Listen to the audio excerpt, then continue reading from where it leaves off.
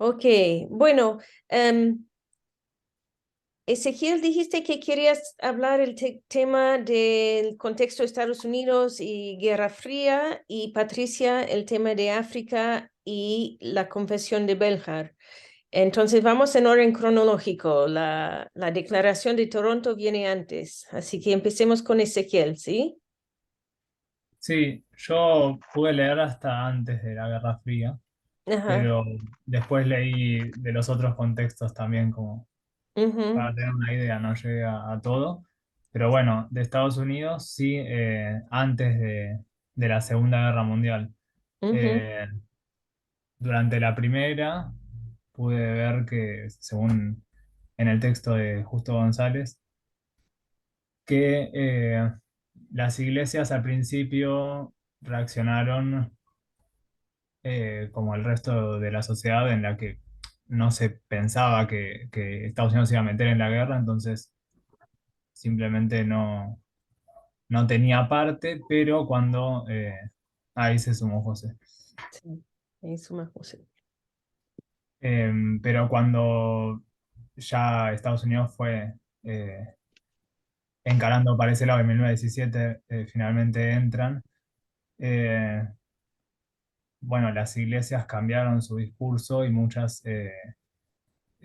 tomaron ese discurso más militarista, Mm, beligerante, eh, más allá de que algunas denominaciones históricamente más pacifistas, como los menonitas o mm, los cuáqueros, distintas dentro del anabautismo, eh, bueno, también se oponían a esta forma.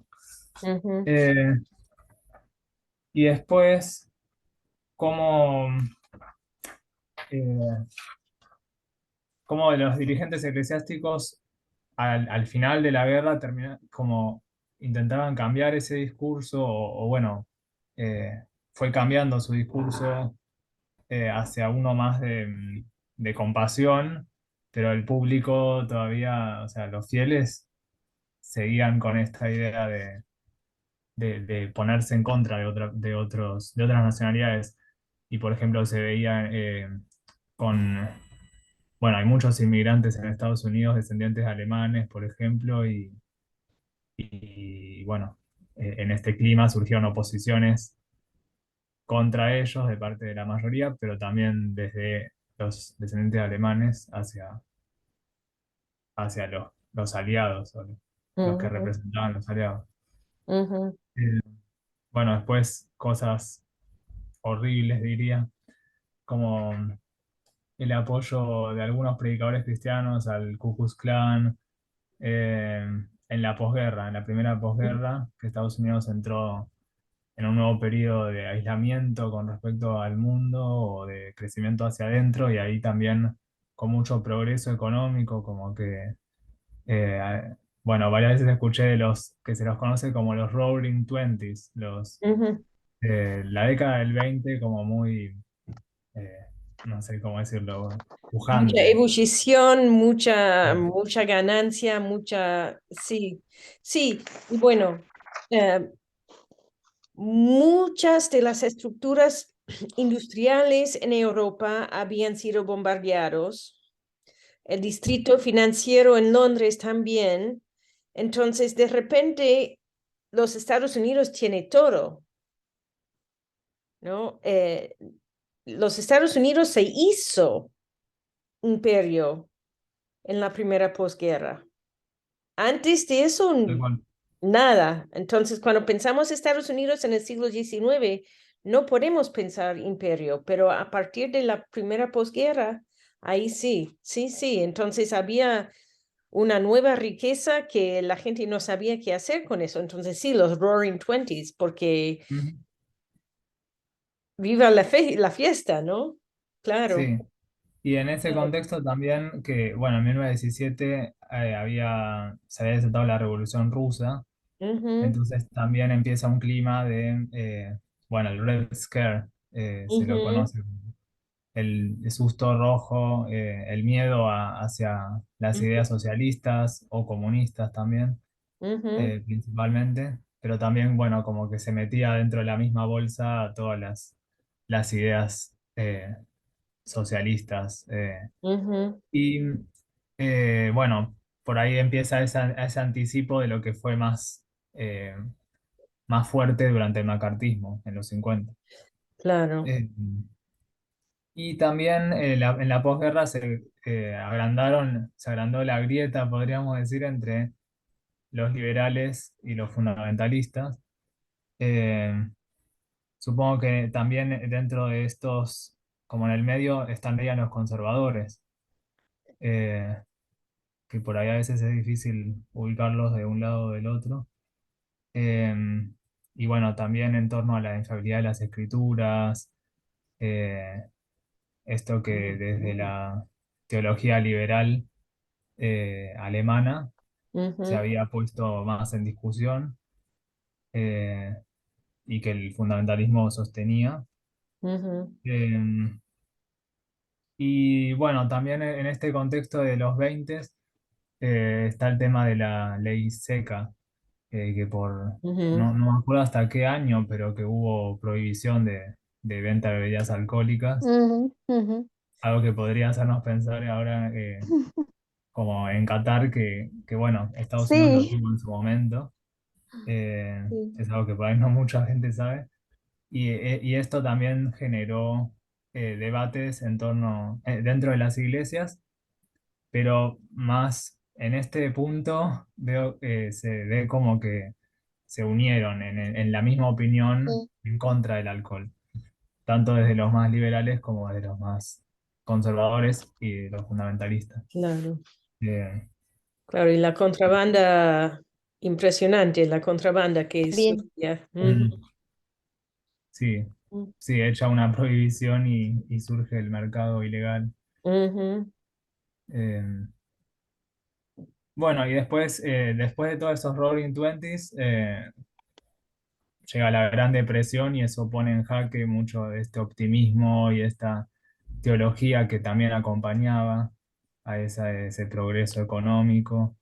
Eh, y entonces se nutren mucho más las iglesias de Estados Unidos, o las teologías de Estados Unidos se nutren mucho más de las europeas, que bueno, tuvieron una posguerra muy distinta, mucho más crisis. En Alemania ujú, hubo una hiperinflación ujú, eh, muy fuerte y entonces tomaban ideas menos optimistas desde la neoortodoxia, por ejemplo, Karl Barth, ujú, y también los hermanos Niebuhr, ujú. eh, que no eran, creo que eran liberales, pero no llegaban o sea, no se acercaban a los fundamentalistas, pero también reaccionaron contra el liberalismo, o sea, por ahí es una Sí, se postura abre como distinta. una vía Ajá. media que toma en serio a Cristo como palabra de Dios, pero no,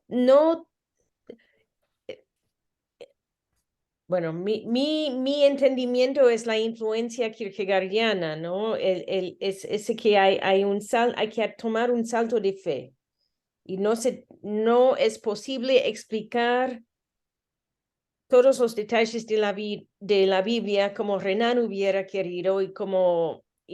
pero tampoco hay que descartar la Biblia por eso, como hacían algunos de los liberales protestantes. Entonces hay como una vía media que depende justamente de esta crisis que nos hace tomar un salto de fe más allá de la razón, ¿no? Y ahí se encuentra una vía media que no es ni fundamentalismo ni liberalismo. Em, y que permite a algunos de los hermanos Niebuhr, por ejemplo, que terminaron emigrando a los Estados Unidos, em, empiezan a desarrollar una crítica de la cultura para ver cómo es que la fe, no necesariamente la Biblia, pero la fe cómo es que encaja con esta cultura. Entonces se van haciendo matices, diferenciaciones entre una lectura textual de la Biblia y un aprecio por la fe que es producto de una crisis, de una duda. Ujú, Sí, y me pareció que también toman elementos del evangelio social, ujú, eh, por esto de criticar la idea de que, bueno, la práctica, de que en realidad las denominaciones en Estados Unidos terminaban alineándose con las posiciones socioeconómicas de cada persona, ¿no? ujú, Cada congregación terminaba claro. eh, reuniéndose más por clase que por la fe. Ujú, Eh, ujú. y cómo me surgía la pregunta cómo se denominaban a ellos mismos o si se los denominó desde afuera en esta grieta, esta tensión entre liberales y fundamentalistas, eh, cómo se habrá denominado esa vía media o esa alternativa, digamos, Sí, si tenía un nombre. mira, yo estoy pensando en lecturas que he hecho más bien del siglo XIX que en lecturas del siglo XX. Em,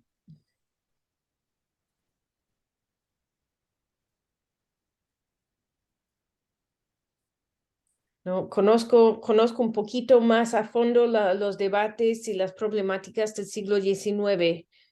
em, y en ese contexto era,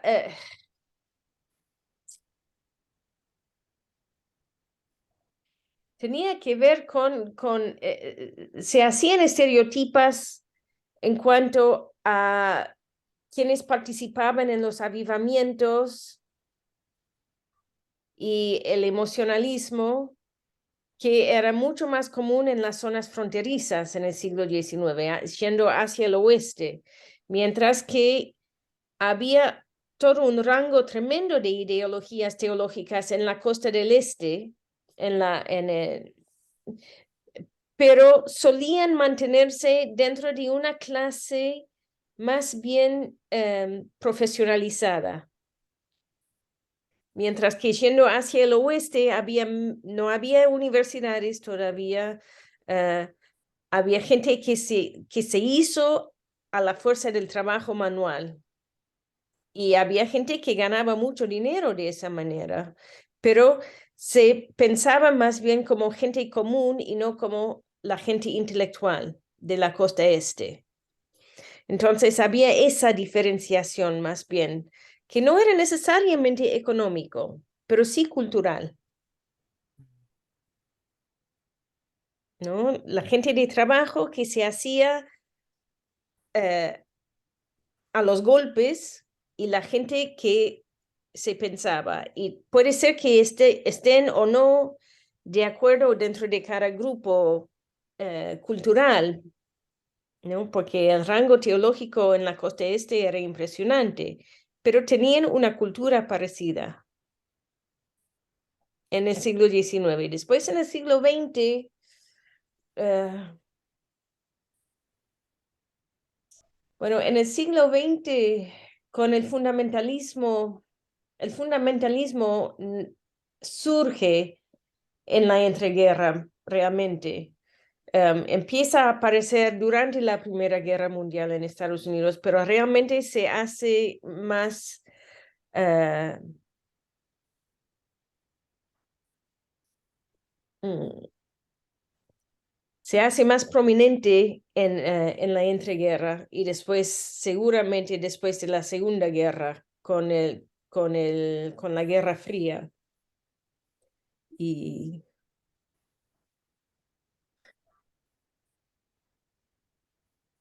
sí, no sé si Claro, respondo un poquito, pero... sí, sí. Ujú, ujú, Y bueno, después algunas otras posiciones eh, que se vinculaban directamente con el socialismo, pero de forma más moderada, como Paul Tillich, ujú, eh, que si mal no me acuerdo, es emigrado desde Alemania a Estados Unidos. Mm. Ujú, eh, y tomaba también mucho del existencialismo ujú, filosófico. ujú, Eh, y después, bueno, el contexto de la Segunda Guerra también volvió a generar posiciones, eh, pero en este momento mucho más, entiendo que mucho más ideológicas, que por ahí antes era una cuestión más patriótica, más nacional, nacionalista, pero en este momento ya tenemos el comunismo soviético, el fascismo italiano, alemán. ujú, eh, y bueno, la democracia liberal de Estados Unidos y de los aliados. Entonces, muchos se terminan configurando esas identidades también religiosas con respecto a ujú, esos bloques. Eh, y bueno, más o menos con Estados Unidos hasta ahí llegué. ujú. Bueno, el momento del New Deal de Roosevelt, que, Sí, que introduce nuevas ideas en la intervención en la economía. eh, por ver que no estaba dando resultado lo que se intentaba para combatir la Gran Depresión, ujú, que entiendo que al principio se consideró una crisis más, pero que dejó en bancarrota y desempleados a muchas personas, como el fenómeno ujú, del desempleo masivo no había existido tanto hasta ese momento ujú, ujú. en Estados Unidos. Claro, claro. Y ahí es un poco como que la Segunda Guerra los otra vez los sacó de esa depresión, Sí, porque de Mm. repente los varones tenían trabajo en el ejército y las mujeres tenían que levantar las fábricas en, en, en los Estados Unidos. Entonces, y las mujeres cobraban menos, entonces los empresarios empezaban a juntar más capitales otra vez para poder volver a invertir. Y sí. Ujú, sí, sí, es sí, interesante esa visión porque sí, nunca lo había visto desde la perspectiva de género, en este ujú, caso, pero es cierto. Y también, o sea, yo lo pensaba desde el lado de que la guerra siempre genera también una carrera armamentística que desarrolla mucho la industria de los Mm. armamentos, que mueve mucho dinero sí, Mm. sí, y sí. y mueve en cadena a muchos otros sectores de la economía. Ujú, Entonces, sí, de hecho justo González dice que más que las medidas gubernamentales de Roosevelt fue la guerra la que ujú, terminó de sacar a Estados Unidos de la Gran Depresión. sí, sí, sí, sí, Permiso. A mí sí. me pareció interesante cuando leía respecto de la guerra, ¿no? Un poco la voz de los negros, ¿no? Ujú, Eh, que fueron a la guerra, sirvieron de de la mejor forma posible y cuando volvieron eran nada de vuelta. O sea, ¿en qué quedamos? Sí, eso pareció muy interesante leer. sí, sí, Lo sí. mismo que pasaba después con las mujeres, ¿no? Porque Ujú, una vez que volvía la mano de obra masculina a las fábricas, ujú, y también las mujeres eran relegadas nuevamente al hogar. claro. Y sí, la era de McCarthy, sí, McCarthy. en los años 50 después de la guerra, ahí se estableció el Mm. patriarcado estadounidense, el patriarcado burgués capitalista estadounidense, ¿no? Que daba todo al varón blanco y la mujer blanca se quedaba sumisa en su casa y los demás eran para servir. Mm. Ujú, Claro, sí, es como que no solamente se volvió al orden anterior, sino que se endureció. recrudeció un orden conservador. Sí. Sí, sí, sí, Y, sí. y algo que vos decías, Ezequiel, era que Tillich había ido a Estados Unidos, sí, eso habíamos visto en una de las lecturas de la semana anterior, justamente que era como escapando, ¿no? De esa persecución de no poder alzar la voz cuando veíamos a Bart, ahí en medio colamos a Tillich también. Ujú, ujú, sí, sí, sí, sí. Bien, bueno, José, te explico. Estamos en mi propia cuenta de Zoom, entonces cuando llegamos a un cierto punto vamos a tener que cerrar, voy a generar un nuevo link y lo mando por el WhatsApp. Pero Bueno, Ezequiel estaba hablando del contexto estadounidense, Patricia quería hablar del contexto africano y no sé qué contexto habías elegido vos para enfocar para concentrar tu energía. y profe, yo sinceramente me focalicé en arreglar mi trabajo. Ah, ok. No, Y no, sinceramente no tuve tiempo de dedicarme a otra cosa que no sea arreglar mi trabajo. oh, ok. ¿Tenéis alguna idea de qué tema vas a trabajar para el trabajo práctico de la semana que viene? ¿O no pensaste en eso todavía? Eh, no, todavía estoy pensando en que esté bien lo que escribo. Lo que hiciste para la última vez. Ok. Claro, Bueno, sí. está bien. Bueno, tenemos unos 10 minutos, 9 minutos. Patricia, ¿puedes empezar a conversar y después cerramos y volvimos a abrir? Ujú. Solo una pregunta, digamos, ¿tengo que hablar solamente del contexto o también de la confesión? ¿O puedes hablar de la confesión también? Sí. Ujú. Bien, bien, porque yo en realidad parto de la confesión en lo que preparé acá, Mm, porque ahí tomé algunas notas que van apareciendo en el contexto justamente, ¿no? ujú. Eh, bueno, el bloque que tomé era el racismo y cristianismo, digamos, apartheid, Ujú. confesión de Béliard, y la confesión de Béliard, no sé si está bien pronunciado, Béliard. Sí, no sé. Está bien. Bueno, bueno, llama al desmantelamiento de estructuras de pensamiento de iglesia y de sociedad que se han desarrollado durante muchos años. Es como cierra el texto en la página 323. Ujú, Entonces, al desmantelamiento de estructuras de pensamiento de iglesia y de sociedad. Está denunciando en cierta manera toda una estructura grande que implica tanto a la persona en su pensamiento como parte de la iglesia y de la sociedad, ¿no? La ujú, época del apartheid va de 1948 a 1994 y este apartheid plantea una sociedad estratificada por tono de piel.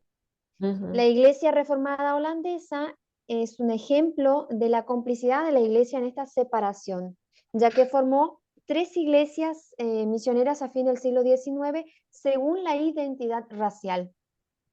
ujú, Eh, el apartheid es declarado como una confesión de estatus, ¿no? En, esa, en ese contexto, ¿no? La Iglesia Misionera Reformada Holandesa dio pie a la confesión de Béliard justamente a principios de 1980, como yendo en contra, ¿no?, de estas situaciones que estaba evidenciando o viendo. Los temas principales de la confesión de Béliard son la unidad, la reconciliación y la justicia. Esos son los tres puntos principales que yo pude percibir, ¿no?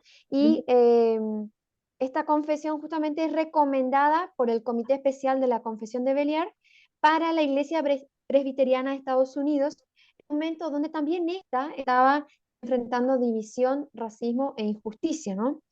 Esta confesión es adoptada por la Iglesia Reformada Unida en Sudáfrica, en ujú, un contexto en el que consideran que el Evangelio está amenazado y reconocen que la única autoridad y base es la palabra de Dios. ujú, En estas tres bloques que se presentan en la confesión de Béliard, digamos, el primero apuntando hacia la unidad, va desde los apartados 10.1 al 10.3, que muestra ahí lo que cree esta confesión. El 10.4, lo que rechaza. Ujú. Después la reconciliación va del 10.5, es el 10.5 en lo que cree de nuevo, y el 10.6 en lo que rechaza, y la justicia en el apartado 10.7 en lo que cree, el 10.8 en lo que rechaza. Ujú. Está proclamada contra una falsa doctrina y no está dirigida a personas, grupos o iglesias específicas, sino que a una falsa doctrina en general, ¿no? Ujú. La liberación solo sostiene que la liberación solo es posible por la verdad en el Hijo. Dice el texto, rogamos por la reconciliación en una manera o en tono suplicante y no acusatorio justamente. No es que señala a una iglesia o a una persona, a un movimiento concreto, sino que es en general, digamos, apela a la búsqueda de la verdad de todos los cristianos, ¿no? Y debe ser vista como un llamado a un proceso continuo, sostiene ahí, porque no cree en una iglesia terminada o concluida, en una estructura o en una iglesia como cuerpo de Cristo que está hecha, sino que justamente es un proceso de hacerse, ¿no? En cuanto a Artola y Pérez, lo que me aportan como datos del contexto es que el siglo XIX es el auge de expansión europea y también los imperios coloniales que llegan a Asia y África. A ver un momento que me marqué acá todo. Entre los imperios en el periodo de entreguerras surgen levantamientos contra el poder de las metrópolis en los territorios coloniales, y así surge la resistencia zulú en el África austral. El imperio alemán perdió sus posesiones en el África del sudeste y en el África oriental, convertidas en mandatos británicos por decisión de la Sociedad de Naciones. Antes de 1914, o sea que antes de la Primera Guerra Mundial, el Reino Unido se había visto obligado a reconocer la autonomía de las colonias con mayoría de población blanca, como Canadá, Australia, Nueva Zelanda y Sudáfrica. Me llamó la atención ahí el hecho que aparezca, ¿no?, población blanca. Pero sí, claro, retrocediendo un poco en todo lo que hemos leído, justamente África fue un lugar colonizado por los europeos, entonces llegó a ser en un momento la mayoría población blanca, ¿no?, que tomaban cuenta de los territorios y Yo todo, no sé ¿no? si llegó a tener una mayoría blanca. Em,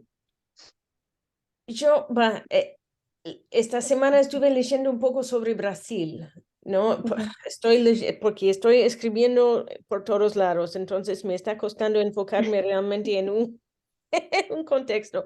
Pero para dibujar un paralelo, ¿no? En Brasil, a mitad del siglo XIX, menos de 20% de la población era blanca, pero era una colonia blanca y los demás, los africanos, los esclavos y los pueblos originarios y los mestizos y mulatos no eran portugueses, no eran brasileños. Y después de la guerra de secesión en los Estados Unidos, migró 500,000 de presbiterianos blancos del sur de los Estados Unidos con sus familias y algunos de sus esclavos y trajo más sangre blanca. Entonces, la población blanca aumentó de un 20% a un 30 y pico por ciento. Profe, Sí, disculpe, sí, de esa época está basada la película La Amistad de Steven Spielberg, no sé, porque llevaban... no conozco esa película. No sé. Ah, Pero ayer le digo, empecé. Me Patricia, parece, sí, Ujú. lo que quiero decir es que reconocían como súbditos a los blancos, aunque no era mayoría. Entonces, bueno, Ujú. en Australia llegaron a ser mayoría, en Canadá llegaron a ser mayoría. En Ajá. Sudáfrica había un número importante pero no reconocían como ciudadanos a los que eran africanos, Ajá. porque yo tengo antepasados que son increíblemente racistas.